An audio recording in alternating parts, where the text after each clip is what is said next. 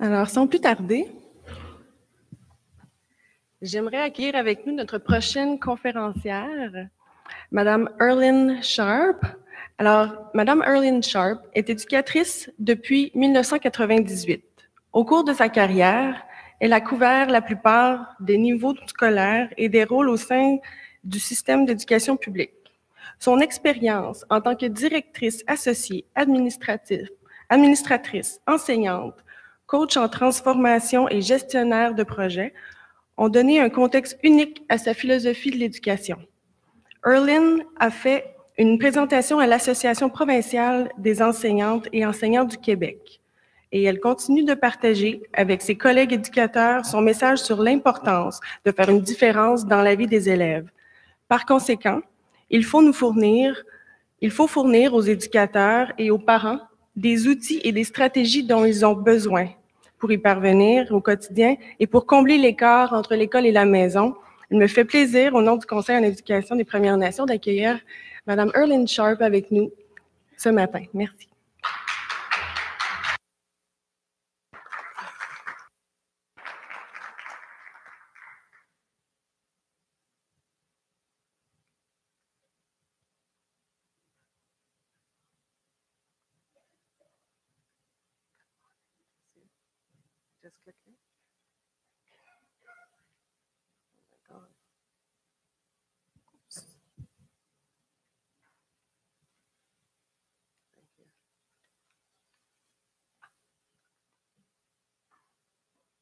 Good morning, everyone. Good morning. I guess everyone had breakfast and you're so relaxed. So we're going to change all of that because it's about teaching and parenting for all kinds of minds. And when we are in the mood to learn, we have to do it a little differently. So I always like to engage the audience because I strongly believe in a classroom, all students need to be engaged. It doesn't matter how they learn. So now, this is our classroom. This is the audience here, and I'm going to ask you to stand with me. But before you do, I would like to see the educators in the room, just by raising your hands. Who's in education? Okay, thank you. Parents, even if you have a dual role, all parents, wonderful. Students, excellent. Now I'm going to ask you to please stand with me.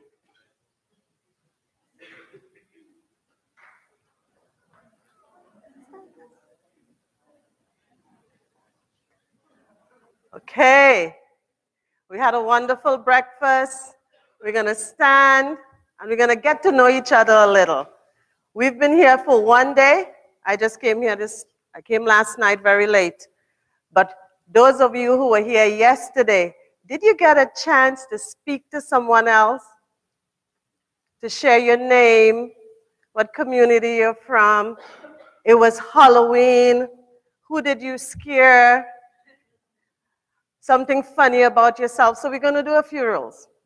First, I would like you to come across to the other side of the aisle.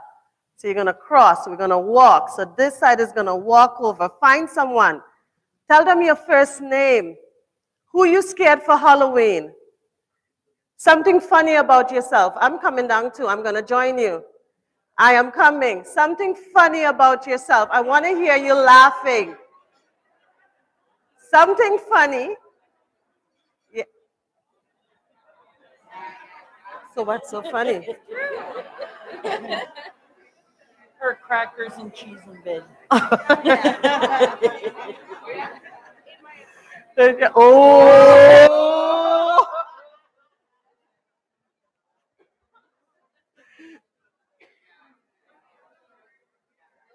Now let me get it back for a minute. Wow, look at all this communicating. No one is paying attention to me. This is great.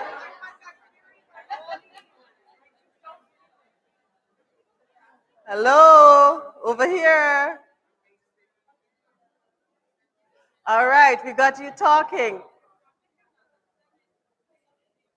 You were here yesterday. What's something you really enjoyed about the workshop? This is the last thing you're going to share. What was so good about yesterday that you're looking forward to today? Share that with your partner, and then you can take your seat. This is wonderful, but we need to take our seats. Hello?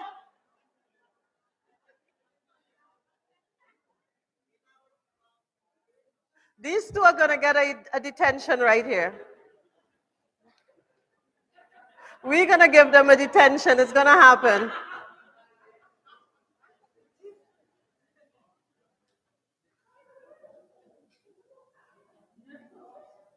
I could see you had fun and you enjoy yourself.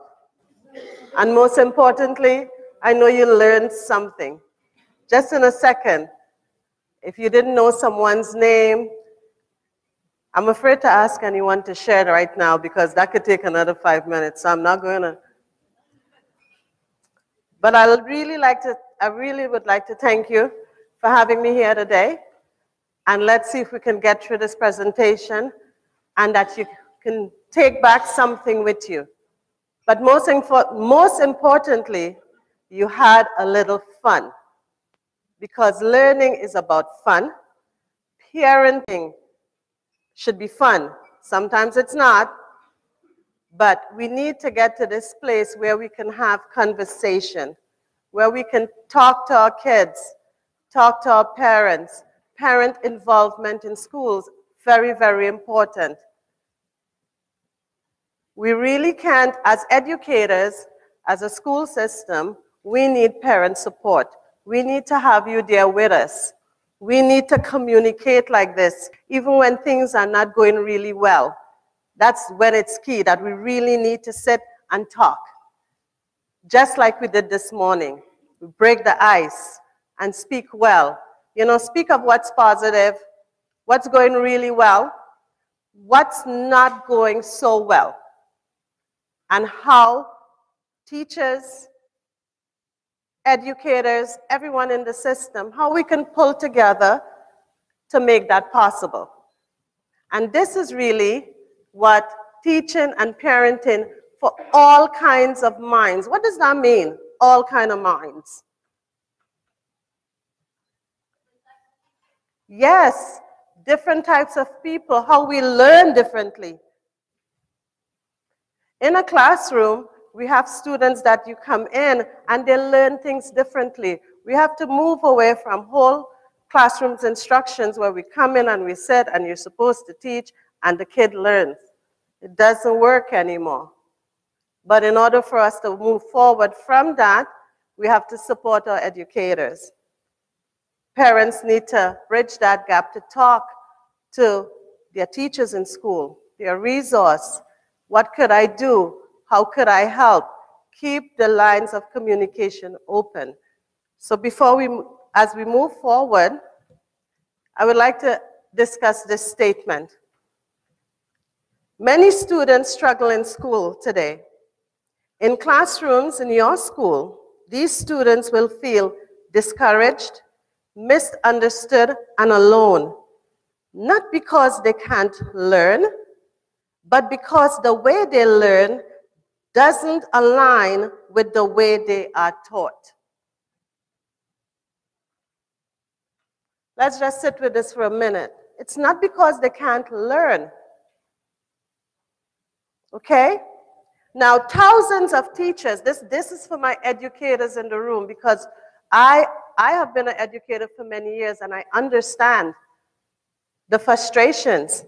So thousands of teachers will struggle today, just as they do every day. In your school, these teachers will feel discouraged, inadequate, and alone, not because they can't teach, but because they have not been able to target their teaching strategies to varied learning profiles. Meaning the different profiles in the class that now teachers have to teach to today. How do we do this? Many parents struggle with their children today. In elementary, high school, college, university, these parents feel hopeless because their children are feeling discouraged. They are misunderstood and alone, not because they can't learn, but because they believe that they can't, and no one taught them differently. Now, when we listen to these three statements, we have parents, we have teachers, and children.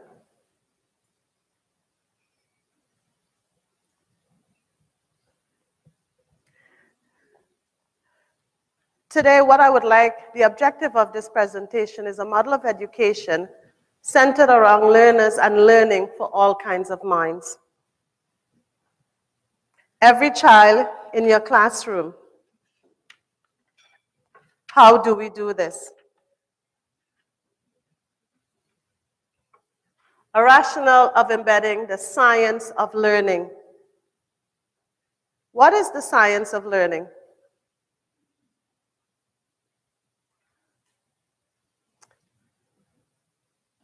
We'll get into that a little later, because a lot of times if we really understand the science of learning, we'll understand the behaviors. We'll understand why a child is having difficulty. So today's presentation is really to get a sense of true understanding of where my student is, where my child is. And because I really get that and I understand that, I can really be that support structure to help, to continuously help moving them forward so that they could be successful in their future lives for tomorrow. To bridge the gap between school and home for every child. You notice we didn't say maybe some kids, every kid. So when we can bridge that gap, they are allowed to determine their successes. With their challenges, how are we going to take these challenges and turn it into success? And teaching and parenting that leads to small wins. You know, it's like we're always looking for a parent who has a child with needs. The small wins are so huge. Oh my God, he tied his shoelace this morning. Something that another parent is like, hurry up and tie your shoelace, we gotta go. But for your kid who did that, it's like, wow, you wanna put it all over Facebook, he tied his shoelace. Look, here's a picture. And that's your joy. Small wins, huge, because that's one step forward. And teaching and parenting that leads to small wins allows you to appreciate the larger things in life.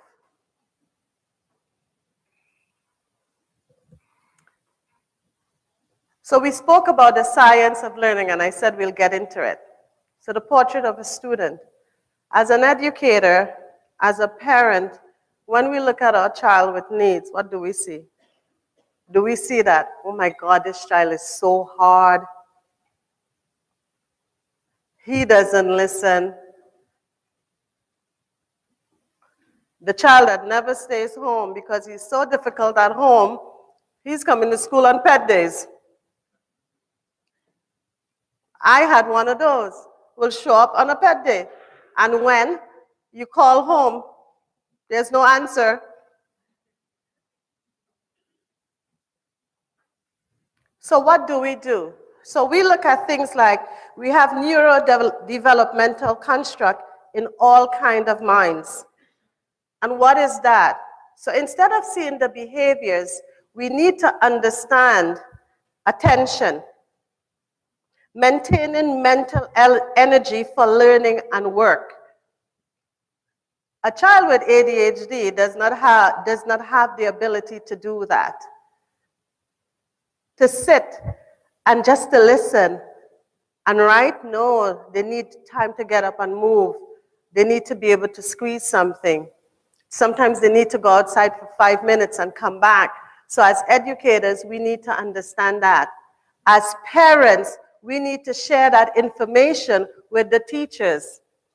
As they grow older, even when they get to high school, that is important information. How my child learned.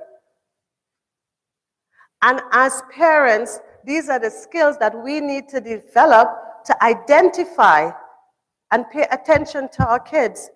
Like sometimes you may wonder, you may say, well, how come you got into education? And if someone says, well, I always like to read a lot. Okay, so it's quite broad, but it led to that. Oh, I always loved kids. So as parents, we have to pay attention to what are our kids' strengths? What are their weaknesses? How could we build on their strengths?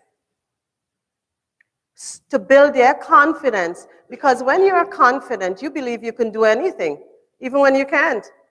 But when you can't, you tell yourself, I don't want to. If I want to do that, I can do it, but I really want to. It's too much work. So therefore, I'm going to do this. And that's fine. But that's the confidence you know to say, I'm going to try it. Now I've tried it, it's not for me. Higher order cognition, understanding concepts.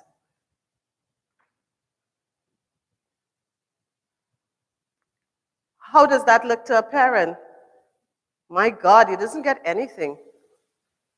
And then the child hears this, and they're telling themselves, I don't get anything. So we have to change the conversation. We have to understand what that can do. Language, understanding incoming oral and written information. How many times have we said, he's so hard? And the child keeps hearing that, and then they believe it. Or he's so bad. So it's important as educators, parents, that we take the first step to be responsible for what we say to our kids. They're all our kids because they grow up and they believe that and they will live it because that's what I was told. You're my mom. I'm supposed to trust you. And my dad, and that's what you believe. So why should I think differently? It always takes an educator to change a child's life. You can always remember that teacher. You never remember what he taught you or she taught you, but you remember kindness. You remember when you were going to get that detention and they said, okay, I understand. You remember when they allowed you to stay outside of class and say, come in when you can. You remember when they just listened or when they told you you could do it. And no one said it with such conviction, and you believed it. And because you believed it, that changed your life.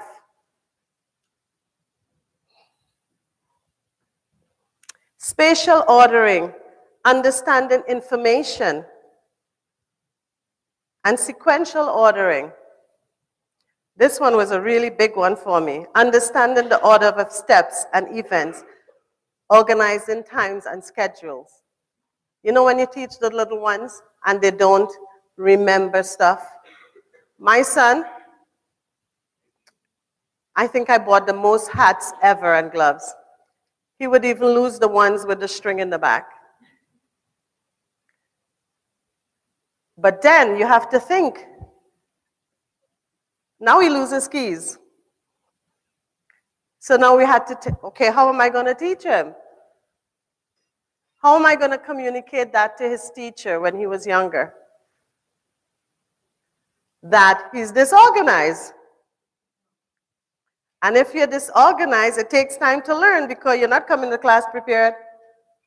You don't have your stuff. You keep forgetting. So that's a conversation as a parent I have to be having with the teacher. I need to know what strategy she's doing in classroom and if it works. She needs to know what I'm doing at home and if it's working. And then as the child grows, we change it because you're getting older. So different strategies for different things. So therefore, they can keep moving forward.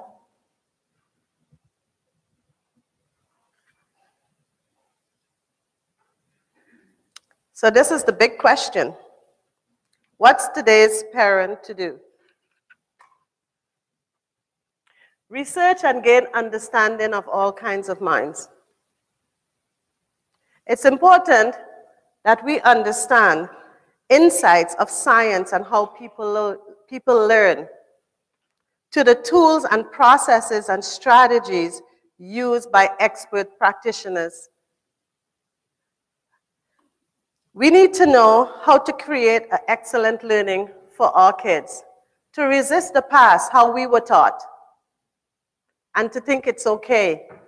We need to have response to intervention in schools.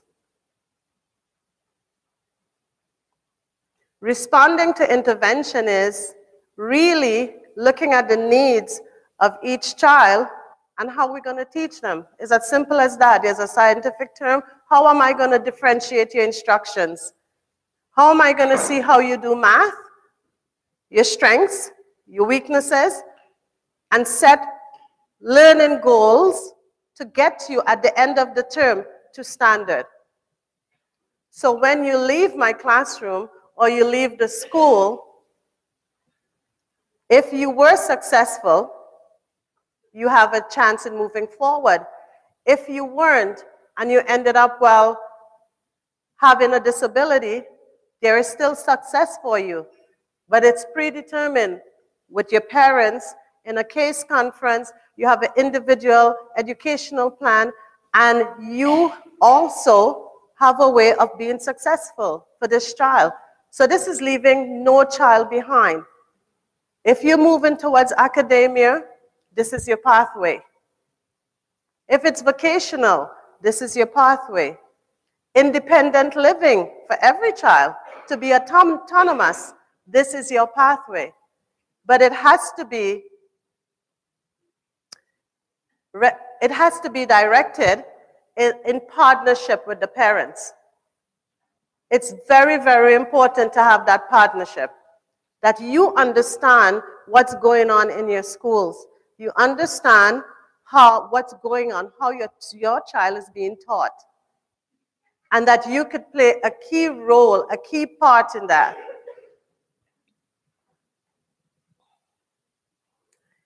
It's also very important to teach your children to be advocates for themselves.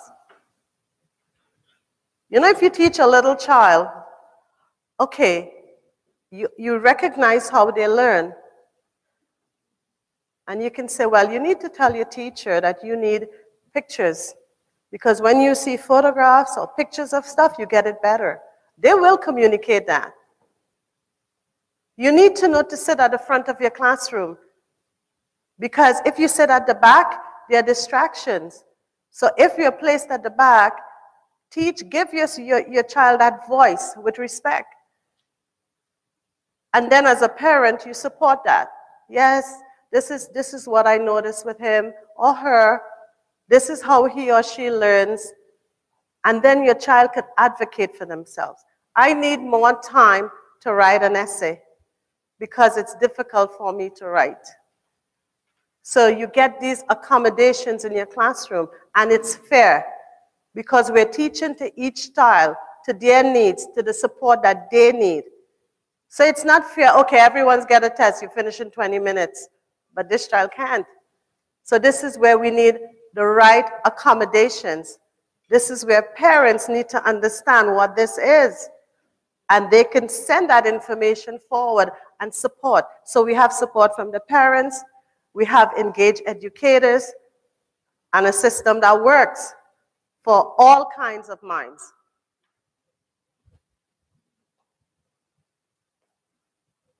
Now, this is a paperclip story. It's called a paperclip story, and it is a true story. Because This is an adult who struggled.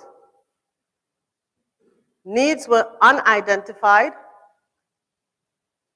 and they felt like a paperclip. Colorful,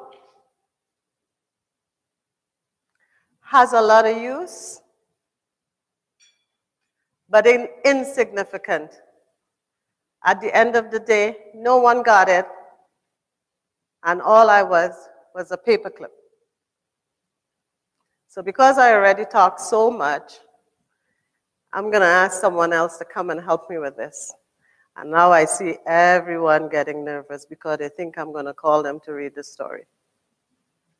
I'm just going to ask Waya Gatse. She's an excellent storyteller.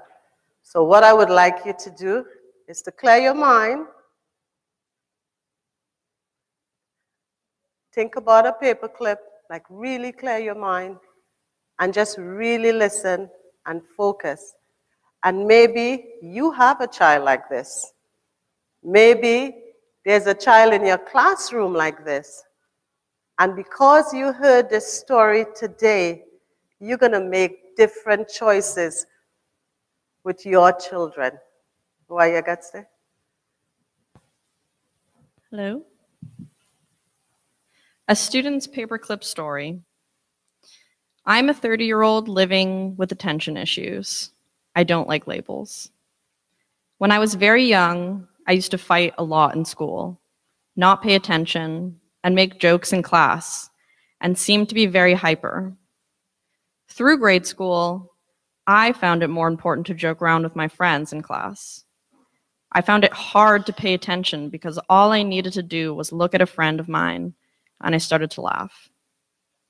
Whenever my friend was not present in class, I was fairly successful. Even in high school, this continued. I often found school to be some sort of joke, even more so in university.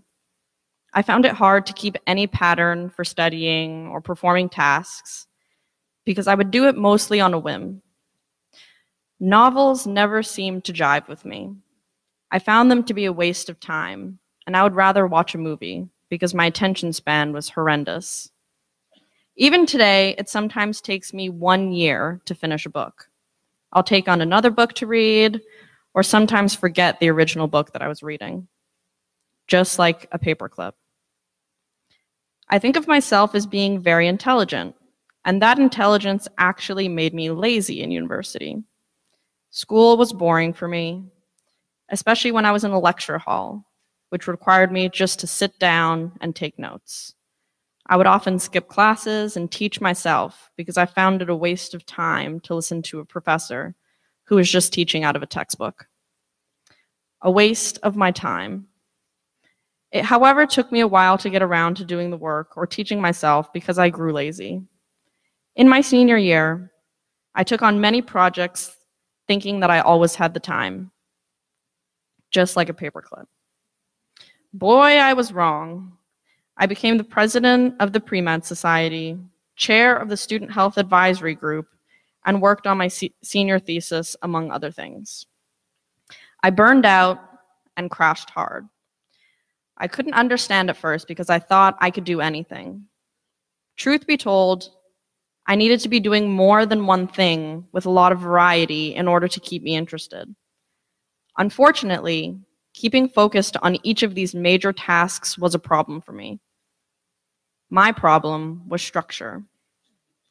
After completing my thesis, I ventured off to Harvard to work for a year. I found it easier to schedule an appointment with a professor and sell myself versus submitting my resume for their consideration. I never thought much about my marks representing the true value of what I had to offer, just like a paperclip. I worked there for a year and went to school at another university.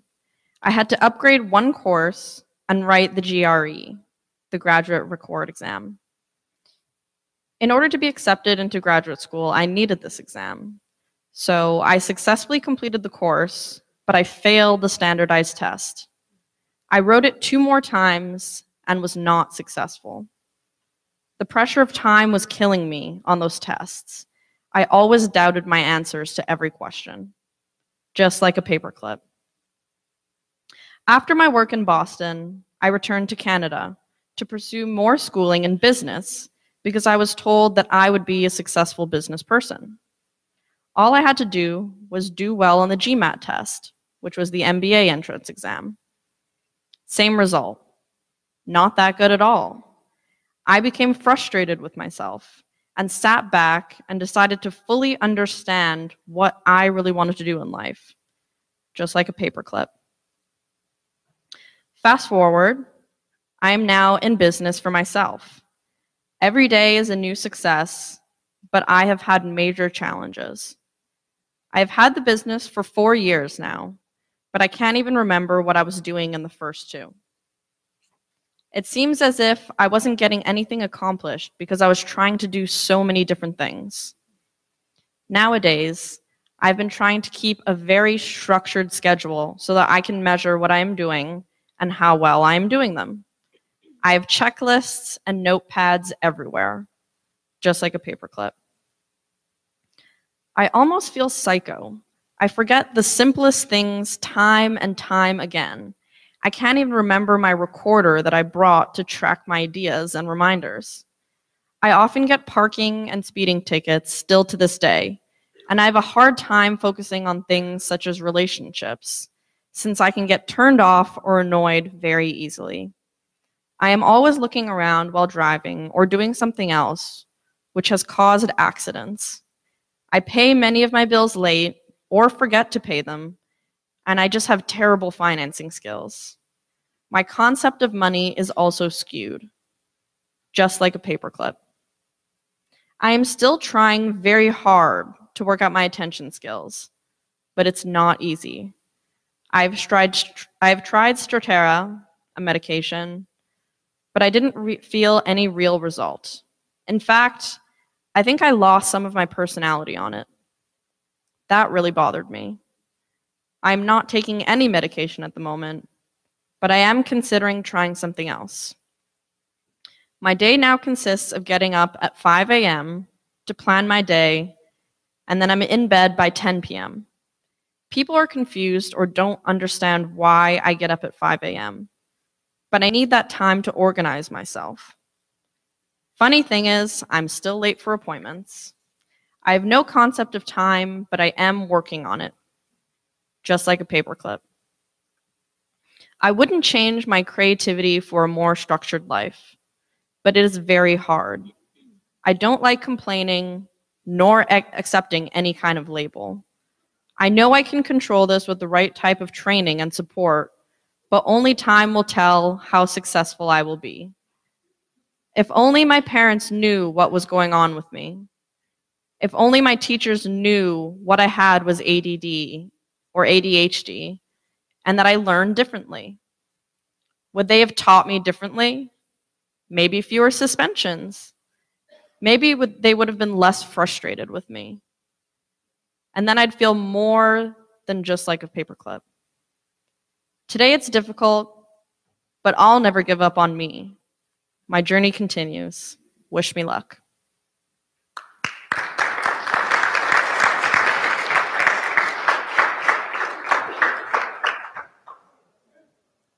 Thank you, Ayageste.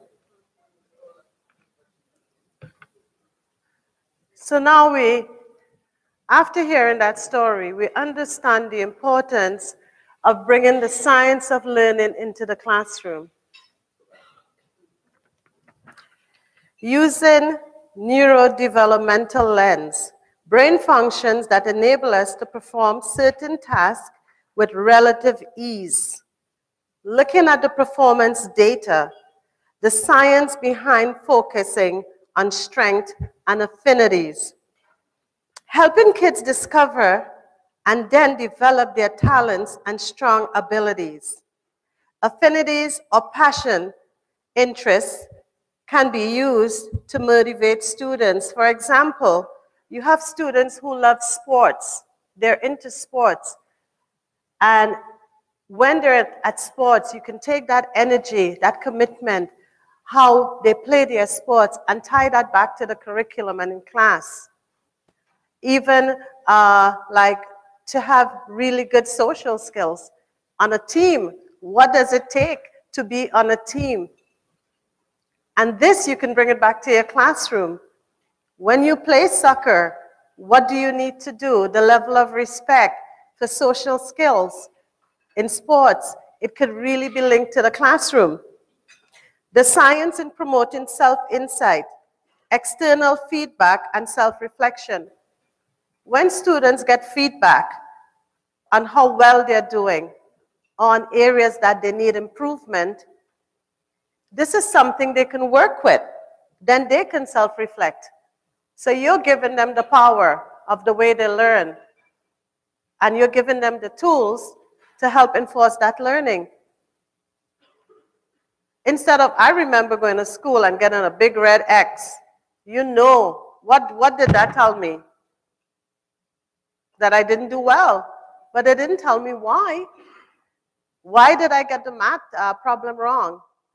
What steps did I miss? How could I prevent that the next time? That's the feedback that students need. To the parents, sending home these notes. This is what's missing. This is the missing homework. I need your help. In order for him or her or Jane or whatever you want to call the person to pass, these are the things that needs to be done. This is what needs to be addressed at home. Now, I understand sometimes this is a challenge.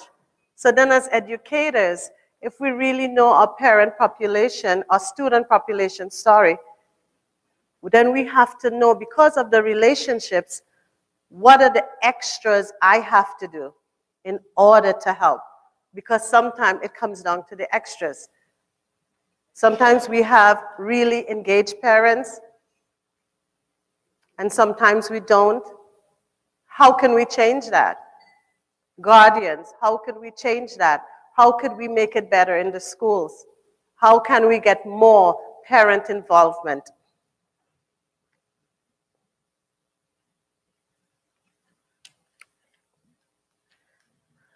Understanding learners, learning and learners. Inspire optimism.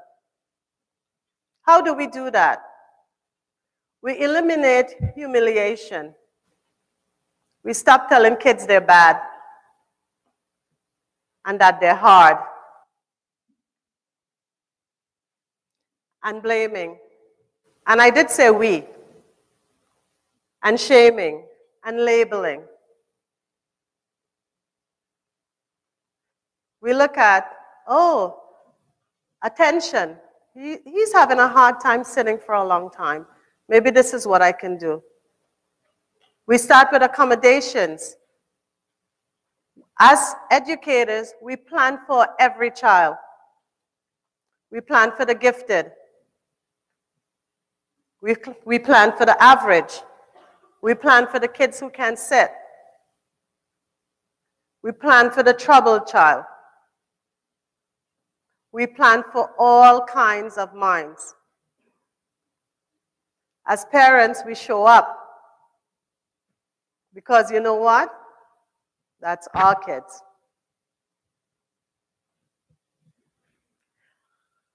Discover and develop unique learning profiles. We cannot do whole classroom instructions anymore. We do need the support of the parents. And we do need to develop learning profiles for every child. And it's a lot. But as a team, we have to find a way.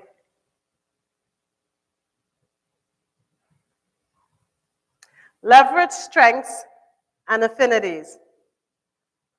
Everyone is good at something, and there are things that we love to do. What do you really like to do? Get to know your kids. What do they really like to do? What motivates them? What gets them going? Then you can negotiate. Prevent empowering students. Now this is a big one. If you believe you can do it, you really try. And because your confidence is built, you will know when, you know what, when to give up. Because That's balance. Or if you really just don't want to. But you will not have a fear that I can't. You will not have a fear that, oh my God, I can't do that. That's not for me. You know, sometimes we have students who is the first in their family. I'm going to be the first to graduate high school. I'm going to be the first to go to college. I'm going to be the first to go to university. I'm going to be the first to have a PhD. That's a lot of firsts, and that's a lot of pressure. And they need our support, and they need to know that they can do it. Prevent problems at home sounds kind of impossible. What it means is really bridging the gap. That's communication. When it happens at school, we need to call home. We need to have that bridge.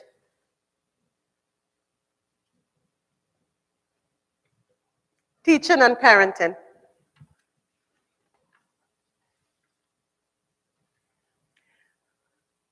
So this slide is about to be passionate advocates and defenders of deep and broad learning for all students.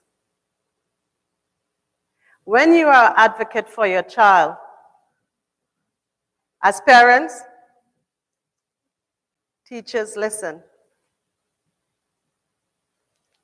I'm going to tell you a story about me. I was an advocate for my son, and thank God I was.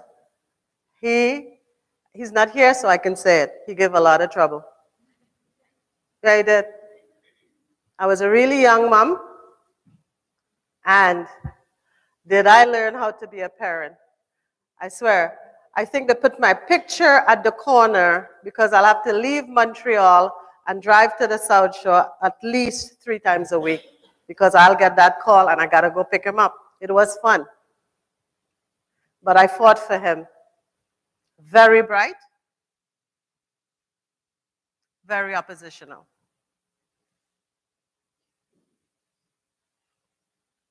And I understood that.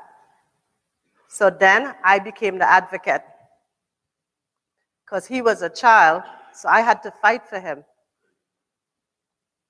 I had to fight to make sure that he got what he needed, that he wasn't just put in the corner. I showed up, and they knew I was the parent that was going to show up. Did I come with understanding and respect? Yes. You know why I showed up with understanding and respect? I wanted the teacher to hear me. I wanted the teacher to understand that that's my boy, and I just really want the best for him. I wanted the teacher to understand that I'm going to be her partner or his partner, and that I was on speed dial. He graduated high school, college, university, and then came and told me, I want to go back to trade school. I said, you're paying for that one. I said, that's when it ends. I said, that you're going to pay for. I paid all the time, now you're going to pay. And he did. I said, so why you did it? He said, because you told me I could. But now I want something differently. So you have a degree and you want to go and get a DEP. Okay, you're going to pay. And he was like, all right. And he did. And now he's on his way to becoming an electrical contractor. I said, why not engineering? It's too boring. I like the physical part of it. Okay. It didn't matter to me. I wanted him to be successful. I said, do you know how hard that is? Do you know the physical aspect of it? He said, Mom, I'm in the gym every week. I'm like, okay.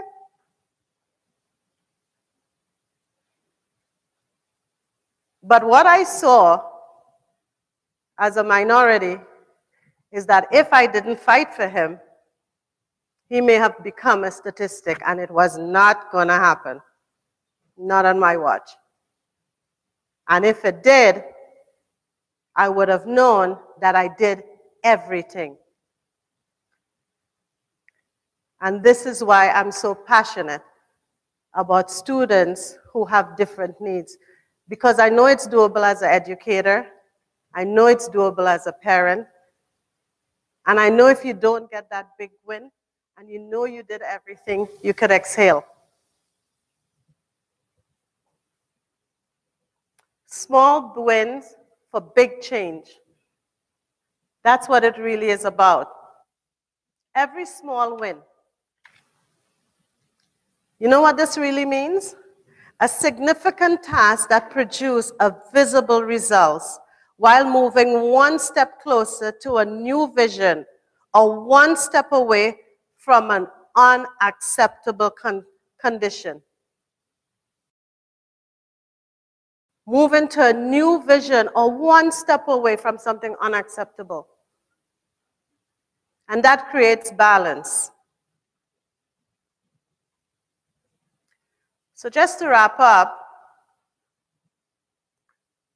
what we're really looking forward is to bringing about a shift to a learner-centric system of education. When educators is not about teaching and blaming the kids and saying they can't learn because we don't want to change. Because we were doing it like this for 20 years and it must be good. But in any profession, do you want to go to a doctor who has not upgraded his skills to have surgery? Or a dentist?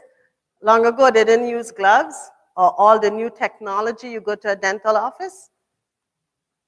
In education, we need to grow because the world is growing. We need to do things differently because of evolution.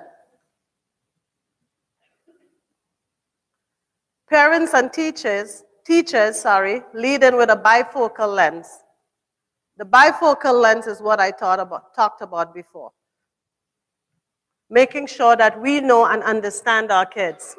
Research about the mind, brain, neuroscience, and in learning is expanding.